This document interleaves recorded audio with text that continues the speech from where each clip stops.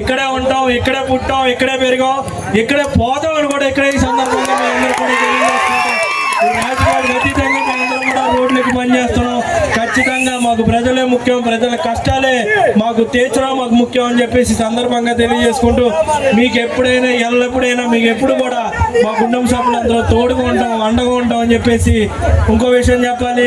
ఖచ్చితంగా ఈ రోజు అంటే ఈ ఆత్మీయ సమావేశం పెట్టారు, లేకపోతే ఈ రోజు గడప గడప కార్యక్రమం జరగాలి ఇరుపాకులో, కానీ ముందుగా సమావేశం జరపాలని కోరారు కాబట్టి జరుపుకుంటున్నాం. ఖచ్చితంగా కొద్ది రోజుల్లో మనం గడప గడపకి కార్యక్రమం చేసుకుంటాం. నేను కానీ మా అమ్మగారు కానీ మా సత్యమని కానీ ఎవరైతే అందరం మొత్తం మా కుటుంబ సభ్యులు అందరం కూడా తిరుగుతాం. ఖచ్చితంగా మనందరం కూడా కలిసి చేద్దాం అని చెప్పి తెలియజేసుకుంటాం. అంటే నేను చెప్తున్నాను, ఈ నియోజకవర్గాల్లో లేకపోతే పక్క నియోజకవర్గాల్లో చూసుకుంటే మీరు ఏదైనా నాయకుడికి వెళ్ళిపోయాడంటే వాళ్ళ ఇంటి నుంచి ఆ నాయకుడు ఒకడే ఉంటాడు, ఆ నాయకుడే సేవకుడిగా ఉంటాడు. కానీ మా ఇంట్లో ఓటేశారంటే మేము నలుగురు ఐదుగురు మీకు సేవకులుగా ఉంటామని చెప్పేసి ఈ సందర్భంగా తెలియజేసుకుంటాం.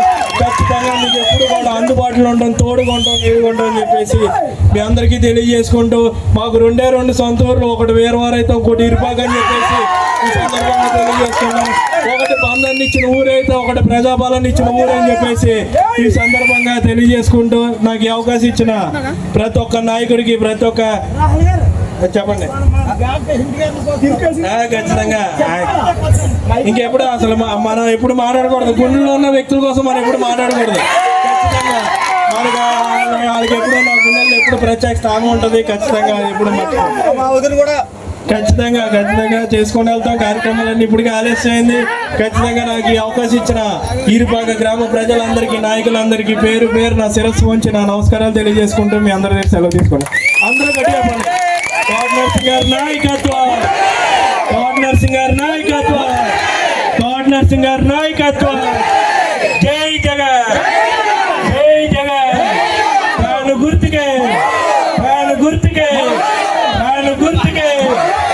జై. ప్రజారాజ్యం పార్టీ వచ్చింది, దాన్ని కూడా నేనే ఓడించాను. మళ్ళీ 2024లో తెలుగుదేశం పార్టీతోనే పోటీ చేస్తాను, మళ్ళీ కూడా నేనే ఓడిస్తానని తెలియజేస్తాను.